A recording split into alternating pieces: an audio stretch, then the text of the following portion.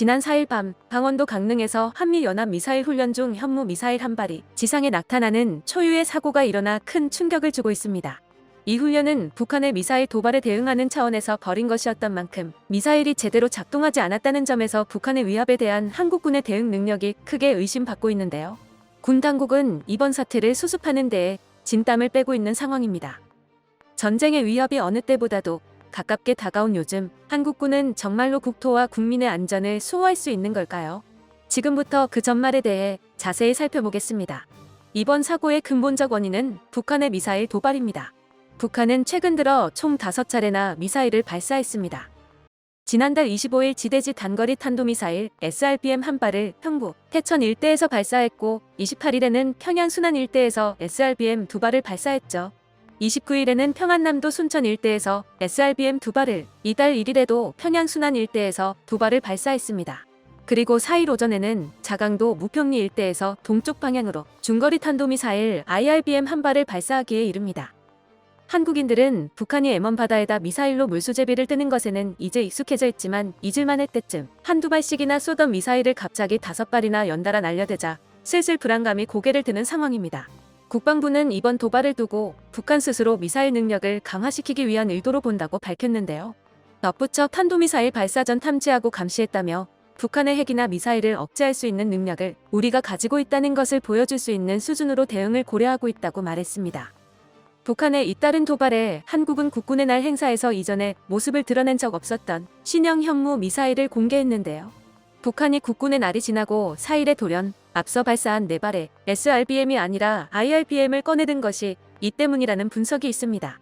신형 현무 미사일을 위협적이라고 판단한 것이죠. 이 신형 현무는 그 정체에 대해 의견이 분분한데요. 현무 2의 개량형, 현무 4의 파생형, 급기야는 극비리의 개발 중이라고 알려진 현무 5가 이것이라는 의견까지 있습니다.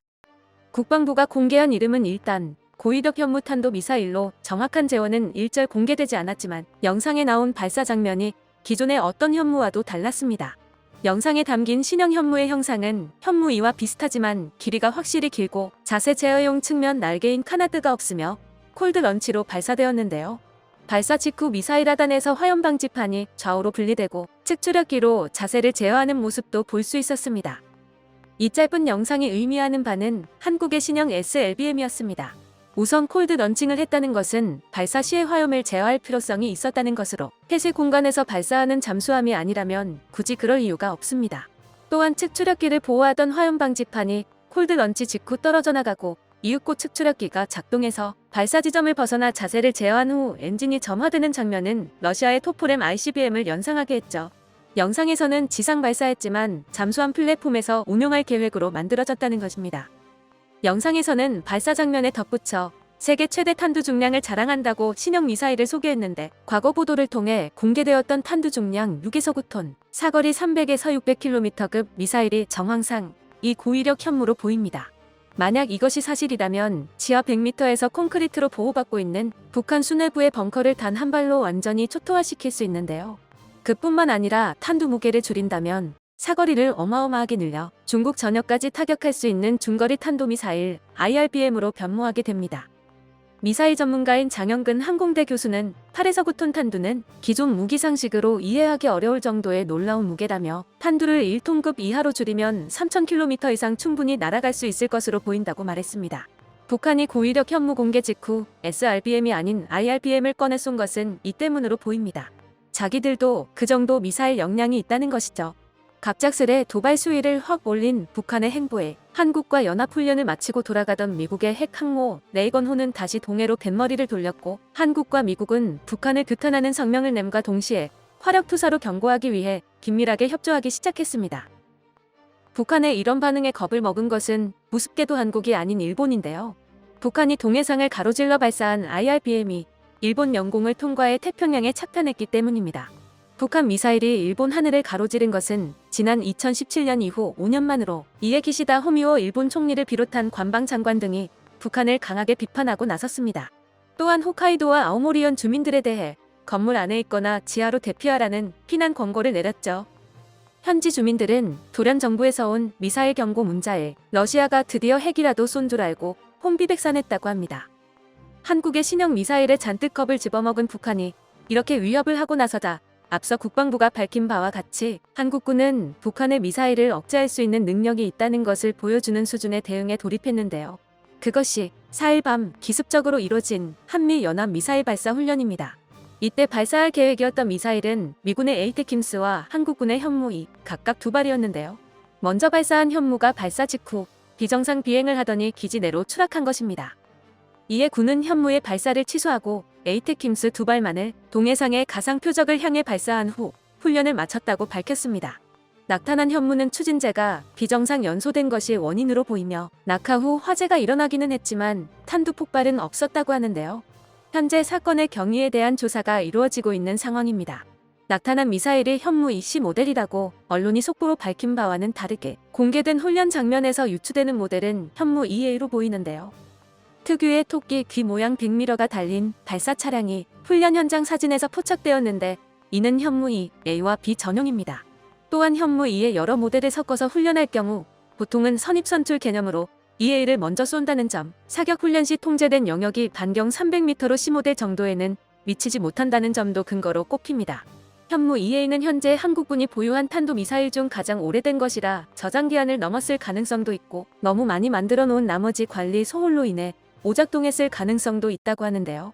혹은 단순히 현장에서의 기술적 요인이 사고의 원인이었을 가능성도 배제할 수는 없습니다. 이유야 무엇이었든 간에 미사일 낙탄으로 인한 인명피해가 없었던 것도 순전히 운이 좋아서였기 때문에 군 당국은 비난을 피할 수 없을 것으로 보입니다. 낙탄한 지점에 아무것도 없었던 것도 화재 발생 후 탄두가 유폭하지 않은 것도 천운이 도운 셈이죠. 다친 사람이 없어서 망정이지 도발을 걸어오는 북한한테 철저한 힘의 차이를 보여줘야 하는 중요한 자리에서 안타까운 모습을 보였기에 많은 사람들이 실망감을 감추지 못하고 있습니다. 미사일 발사 실패에 대한 기술적 원인부터 관리 감독까지 유사시도 아닌 준비된 실사격 상황에서 미사일이 날아가다 떨어졌다는 사실로 우리 군의 미사일 능력에 대한 근본적인 의문이 제기될 수밖에 없게 되었는데요. 이에 더해 한밤중에 미사일을 발사해 발생한 섬광과 굉음, 낙탄으로 인한 화재까지 인근 주민들은 언론 보도, 엠바고가 해제된 아침까지 8시간 넘게 불안에 떨어야만 했기 때문에 대응이 적절치 못했다는 지적도 듣고 있는 상황입니다. 그래도 다행인 점은 한국군이 북한의 미사일 도발에 대응한 것이 강릉에서의 훈련뿐만은 아니었다는 것입니다. 강릉에서의 미사일 훈련 6시간 전에 한국空군과 주한미군은 주력 전투기 공격편대를 띄워 공대지 합동직격탄 제2담의 발사 훈련을 진행했는데요. 한국군에서는 F-15K 전폭기 4대, 미군에서는 F-16 전투기 4대가 각각 참가한 연합공격편대군 비행훈련은 서해상의 가상 표적을 향해 제2담을 발사해 북한의 도발 원점을 정밀 타격할 수 있는 능력을 과시했습니다. 본래 계획대로라면 공군과 육군이 각각 서해와 동해에서 화력을 투사해 북한의 도발에 대해 경고를 날릴 셈이었던 것입니다. 군 당국은 이번 사고에 대해 유감을 표하는 성명을 내어 정신적 피해를 입은 지역 주민들한테 사과했고 재발 방지를 위해 현무의 미사일의 이상 유무를 전수조사하기로 했다는데요. 군은 사고 원인을 정밀 분석하면서 탄두가 폭발하지 않은 원인도 함께 분석할 계획이라고 합니다. 이번 사고와 함께 현무2의 전수조사가 이뤄짐에 따라 전력 공백 우려는 물론 현무 미사일이 포함되는 한국형 3축 체계의 신뢰성 저하 문제가 제기되었는데요. 합참 관계자는 타격 자산으로 운영하는 무기 체계는 다양하고 지대지 미사일도 종류가 여럿 있다며 전체 보유량이나 계획과 대비해서 운영하는 데 부족함은 없다. 전력 공백이 생기지 않도록 하겠다고 밝혔습니다. 또 다른 군 관계자는 현무의 미사일 전체가 문제가 있는 것은 아니라고 본다며 전력 운영에는 제한이 없을 것으로 본다고 말했습니다. 덧붙여 사고 후 문제가 됐던 주민 안내부실 문제는 앞으로 보완점을 찾겠다며 사전에 주민 통보나 안전 점검 등을 했지만 실시간대 우발 상황에 대해 주민들이 이렇게 많이 놀라고 불안해한 점은 깊은 유감을 표한다고 사과의 뜻을 밝혔습니다. 한국군은 이번 사건을 뼈에 새기고 두 번 다시 이와 같은 실수를 반복해서는 안 되겠지만 그나마 긍정적으로 생각할 수 있는 점은 이를 계기로 더 강하고 더 신뢰할 수 있는 미사일 체계로 재무장할 수 있다는 것입니다. 미사일과 같은 첨단 전략 무기는 쉽게 운용할 수 있는 것이 아닙니다. 무기 분야에서는 타의 추종을 불허했던 미국조차도 미사일 실험에서 수많은 실패를 경험했고 그 경험을 토대로 점점 더 강한 기술력을 쌓아올린 것이죠. 천부적인 기술력으로 선진 기술 국산화에 도같은 한국은 미국과 비교해도 훨씬 적은 실패를 경험하고도 빠르게 성장하고 있습니다. 중요한 것은 실패 그 자체가 아니라 실패를 딛고 성장하는 자세와 적절한 상호 대처입니다. 이를 위해 한국군은 앞서 등장한 신형 고위력 현무와 같은 진화된 무기 체계를 더 광범위하게 도입하고 실사격 훈련도 아낌없이 해서 혹시 모를 결함에도 대비할 수 있는 역량을 갖춰야 할 것입니다. 끝까지 시청해주셔서 감사합니다. 도움이 되셨다면 좋아요를, 다른 이야기도 궁금하시면 구독을 눌러주세요.